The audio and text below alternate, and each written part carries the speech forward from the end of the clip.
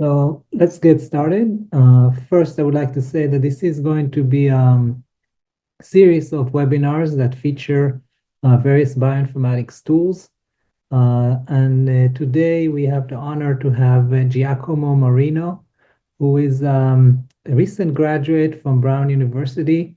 He was a double major in neuroscience and computer science and graduated with honors.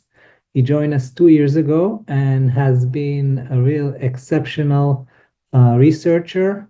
So far, he co-authors 13 publications, and 5 of them where he is the first author.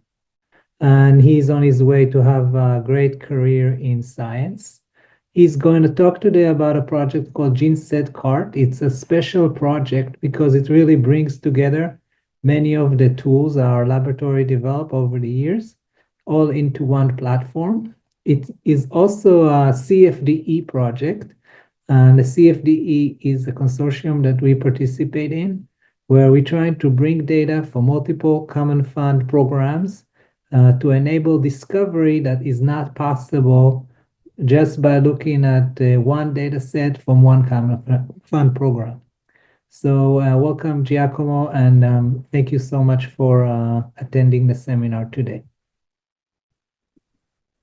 Thank you for that introduction, Avi. So my name is Giacomo Marino. I'm a Bioinformatics Software Engineer in the Icahn lab at the Icahn School of Medicine at Mount Sinai. And today I'll be discussing our platform, GeneSetCart.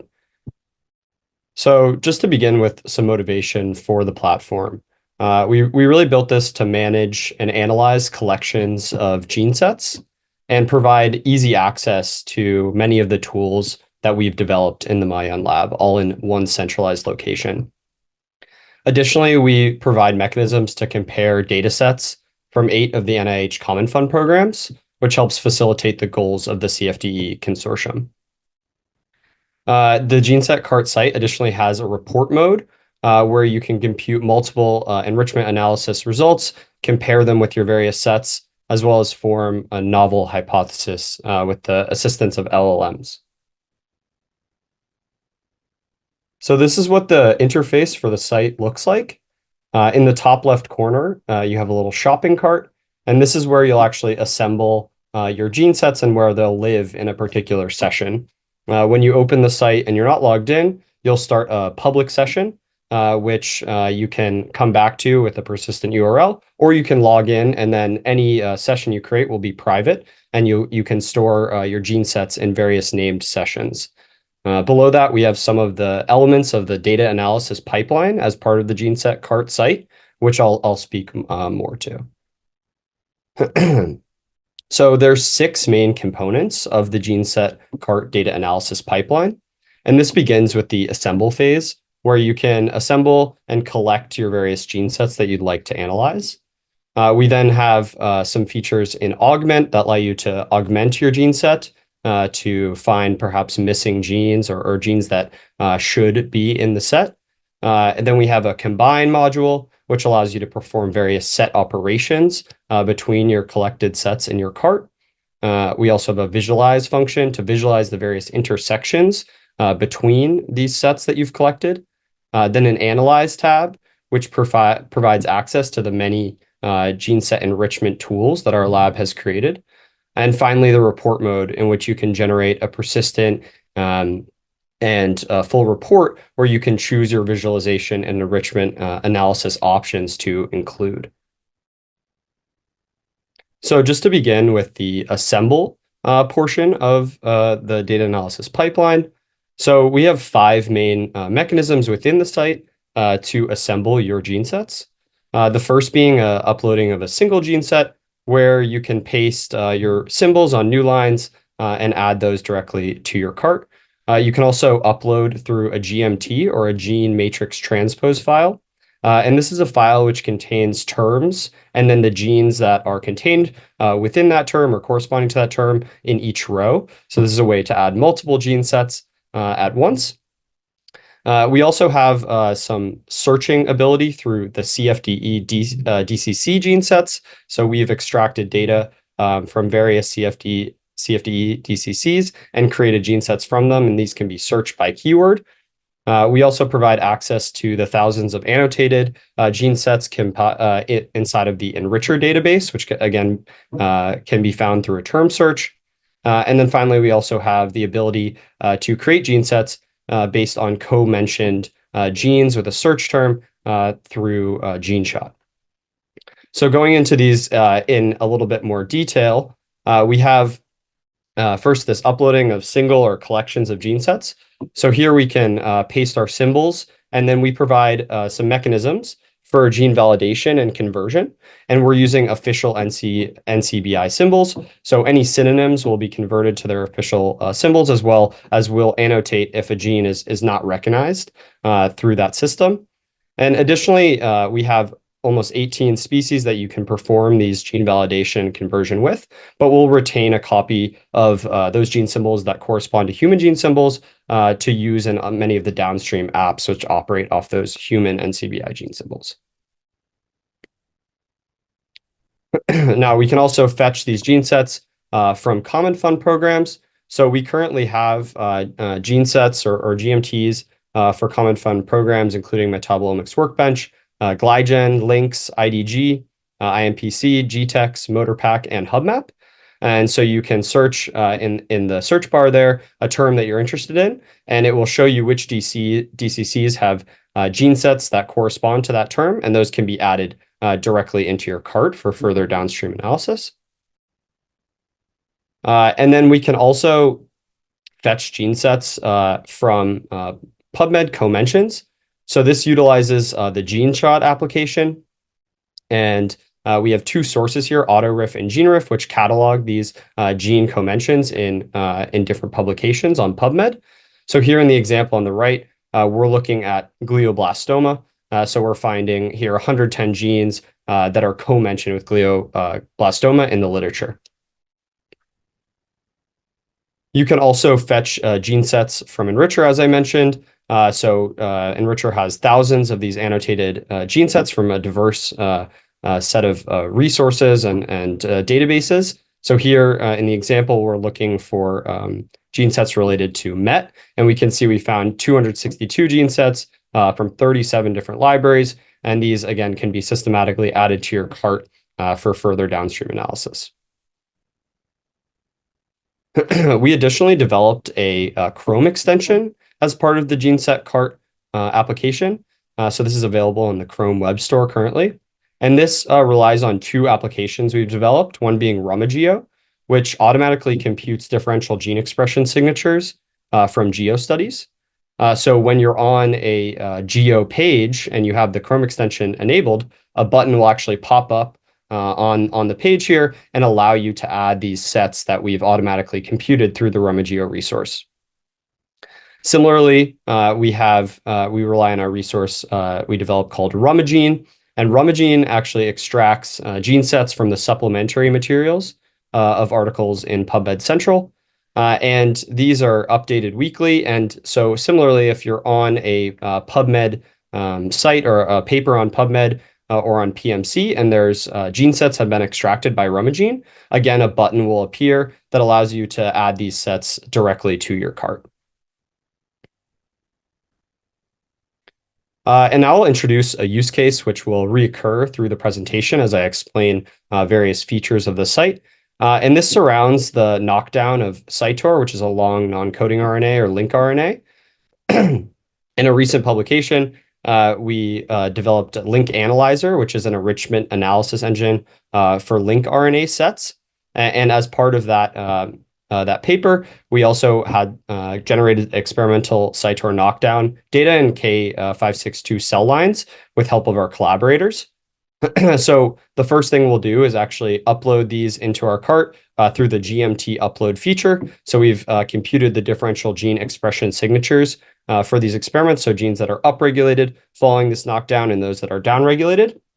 And with this platform, we can really try to compare this data that we've experimentally generated with the help of our collaborators to other external sources which have performed RNA-seq on CYTOR knockdown. So the first thing we'll do is look at the Enricher portion of the assemble feature. And if we look up CYTOR, we actually see 3 different sets here that we can utilize to compare to our experimental data. One from a PMC article, which was extracted by Rumagene. And so this is RNA-seq of a CYTOR knockdown, as well as 2 sets from the Perturb Atlas that looked at up and down regulated genes following the CYTOR knockdown. So those will be 2 valuable sets to compare. And then additionally, we'll go to our gene sets from PubMed section of the assemble feature, and we can look for genes co-mentioned with both CYTOR and knockdown. And here we find 29 genes, which are co-mentioned in the literature. So we can also use this set to compare to what we're seeing in our experimental data. So the next part of the data analysis pipeline I'll talk about is the augment functionality. So the GeneSet augmentation feature has 3 different methods for this augmentation, one being protein-protein interactions. And this is done through our resource Genes to Networks, which has a variety of experimental and literature-based protein-protein interactions. We also have co-expression made from gene-gene correlations from ARCHES-4, as well as you can augment your set with gene-gene co-mentions in publications.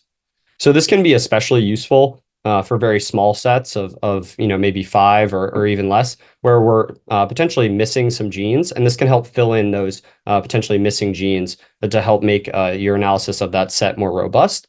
In this example here, we're looking at this CYTOR knockdown auto-RIF co-mention set that we just assembled, and we're going to augment that with co-expression from ARCHES-4, which produces a new set that we can add to our cart of 220 genes. Next, we'll look at some of the combined functionality. So the combined functionality really just allows you to apply these set operations to any of your collected gene sets in your cart. So these have the more basic operations such as intersection and union, as well as subtraction, which allows you to find unique genes in the first set that you select. So once you select one set and then select others, it will take the union of those second, third, fourth selected sets and subtract them from that first set. We additionally have a consensus feature, and this is looking at genes that appear in at least an n number of sets. So in this example here, we have 4 sets, all of which have some overlap. So any of these gray sections where genes that are appearing in at least 2, or in this case 3, sets in the middle there of the 3 sets intersecting would be included in our operation. So looking at our CYTOR knockdown example, we can combine our augmented CYTOR knockdown co-mentions from literature, our external CYTOR RNA-seq data knockdown that we found that was extracted from Rumagene, as well as our experimental data of genes upregulated following that CYTOR knockdown in the K562 cell lines. And we'll select the intersection here option first, and we see that there's 2 genes that are shared between these 3 sets, and both of which are associated with their overexpression is associated with cancer. So in the case of ADAM9, there have been several cancer types where it's correlated with tumor aggressiveness and poor prognosis, as well as tumor progression, therapeutic resistance, and metastasis of those cancers. And for TPVG, we see more specifically in human pancreatic ductal adenocarcinoma that its high expression indicates a poor clinical outcome. And this is interesting because CYTOR itself is very correlated with cancer biology and tumor genesis. So it's possible that these 2 genes are playing a role in that cancer biology involved in with CYTOR. Now, we can also look at these 3 sets again, but with a different set operation, this time with consensus. So instead of looking at the genes that appear in all 3 of these sets, we can look at those that appear in at least 2 of them. And in this case, we find 50 of those valid genes that are in at least 2 of those sets. And then we can go ahead and actually add that to our cart for further downstream analysis. Next, we have the visualize portion of the data analysis pipeline. And this enables users to create and customize publication-ready figures that visualize the overlap of the selected sets in your cart. And these figures can be exported as PNGs or vector graphics in the SVG format, as well as shared through a persistent URL that if your session is public, others can access. We have currently have 5 visualization tools, which include Venn diagrams, SuperVenn, upset plots, cluster maps, and UMAP. And additionally, for these visualizations, some of them have some additional feature and customization options, such as selecting your color palette or selecting your parameters for the UMAP. Additionally, these visualizations are interactive, where you can actually select intersections that you see in these images, such as in the Venn diagram here or in the cluster map, to extract the genes from that intersection, which can then be added again to your cart for further downstream analysis. Next, we have the analyze functionality. And this is where we bring together all of these various gene set enrichment apps that we have created to help you analyze your sets. So we currently have 11 of these available on the site. Enricher, and then we have Chia 3 and Kia 3 for transcription factor enrichment analysis and kinase enrichment analysis, respectively. We have Rumagene and Rumageo, which I spoke about earlier. We have the Enricher knowledge graph.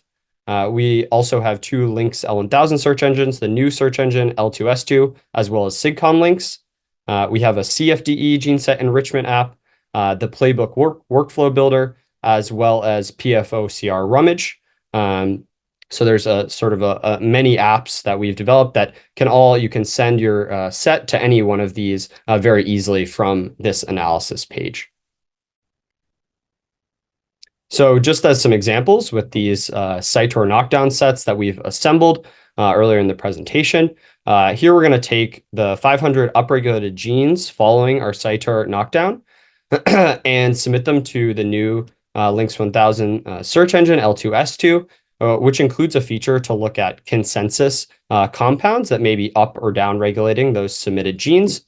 And here we see camptothecin as one of the top perturbations here for down regulating these genes that were upregulated following that knockdown. And there are no literature co-mentions, but there is a potential antagonistic relationship here. So camptothecin, or CPT, is a known anti-cancer drug, which is known to inhibit topoisomerase 1, which causes DNA damage response, increased apoptosis, and cell cycle arrest in these cancer cells. Whereas CYTOR is actually known to interact with the Wnt beta-catenin pathway, signaling pathway, which actually increases cell cycle progression and decreases apoptosis in these cancer cells.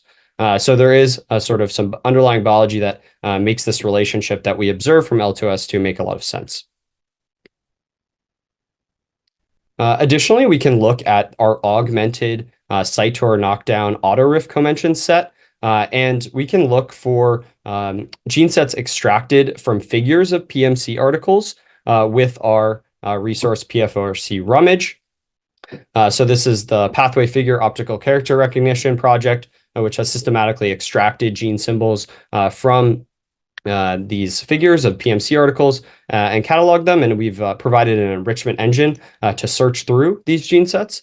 So here, if we're looking at these genes that were in the literature and then augmented with co-expression, one of the top overlapping figure gene sets that we see is related to medulloblastoma. And if we click on that thumbnail and look at the actual figure and its description, we see these are the putative targets of upregulated mRNAs in medulloblastoma. So there's a potential implication of CYTOR in these medulloblastoma pathways, which is sort of an interesting result. And we can additionally narrow down on the actual genes that are overlapping here that we can investigate further, clicking on that overlap in those enrichment results we just saw. Finally, we have the report section of the data analysis pipeline. So reports provide a comprehensive view of your selected visualization and enrichment analysis tools on up to 5 sets that you select.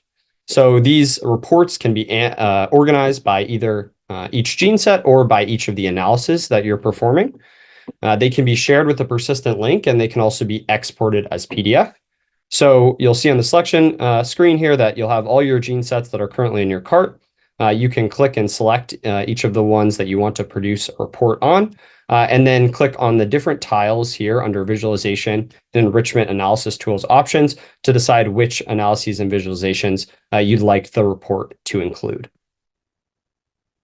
And the report has several features associated with it. So first, we're going to provide this persistent link to the GeneSetCart session, which then you can go back and access that exact cart with your gene sets and analyses. You also then have a summary of your selected sets and their respective sizes. Below that, we actually utilize an LLM to automatically generate an abstract, which describes the sets you've selected, as well as the various visualizations and analysis we'll perform. And then below that, we actually have a table of contents that is going to have a hyperlinked table of contents. So this allows you to quickly navigate through the report to any particular results of interest. Above the report, you'll also be able to copy and share a persistent URL to this report, which others can open, or you can catalog for yourself. And also you can dynamically then organize your report by either the gene set or the analysis type. So this will be done after the report is generated, and you can go back and forth in terms of which one is more useful to you at the time. And then below that, you can actually then export this whole report as a PDF to save and share as well. Another feature that we include on the site is this crossing of gene sets created from Common Fund programs. So we've systematically extracted data from many of these Common Fund programs and processed them into gene sets and into GMT files. So again, these gene matrix transpose, where we have terms followed by the genes that correspond to them. And with creating these GMTs, we can then cross these gene sets from diverse sources to uncover surprising and interesting overlaps that may indicate underlying or unknown biology. So in this case on the right, we're looking at GTEx tissue-specific aging signatures compared to or crossed with the motor-pack rat endurance exercise training signatures.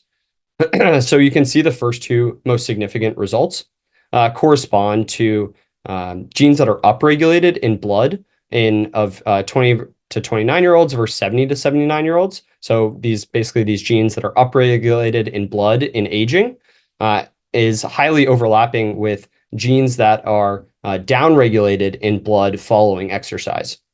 And we see this reflected in actually the top two sets, where the second one is looking at 20 to 29-year-olds versus 60 to 69-year-olds. So both sort of genes upregulated with aging in the blood. You can additionally then click on these overlaps to view the actual genes that were overlapping and add those additionally to your cart. And then you can also actually generate a hypothesis using GPT-4o and some additional elements, which I'll discuss a little bit more later. And I'd also like to note we added an additional feature to cross sets from your session. So you can switch to crossing sets from your session, which will open a window where you can select gene sets you currently have in your cart and cross them with any one of these Common Fund GMTs. So taking these two sets that we observed as being the most significant in this crossing, we'll add those to our cart. And then we can visualize their overlap, where we see there's these 24 intersecting genes between these two overlaps. And we'll add that to our cart through this visualization feature, and then actually send that to the new Lynx L1000 search engine, L2S2, to find knockouts that may mimic this gene expression of exercise and reverse the gene expression in aging. And we see there are several HDAC3 knockouts which do this across several cell lines. So we see that they mimic this expression pattern. And this actually makes quite a lot of sense because HDAC3 is known to play an important role in the mitochondria, where it will switch the metabolism between glucose and fatty acid, which can correspond to sprint exercise or endurance exercise. And if we want to see the actual genes involved that are overlapping and related in our intersecting set in these HDAC3 knockouts, we can click on our overlap here to look at these genes more specifically.